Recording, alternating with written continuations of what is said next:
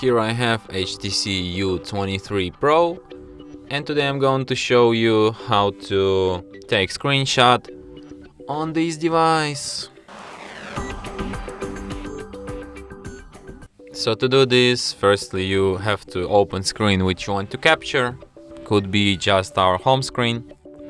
And then what you have to do is to just press a combination of keys, power key plus volume down at the same time like this, and the screenshot will be taken. So let me show you once again. Power key, volume down, and let's get it. So one last time, power key, volume down, and we got these screenshots. You can find your screenshots in Photos. So now it's on. You can find your screenshots in Photos in the special screenshots section. And here they are.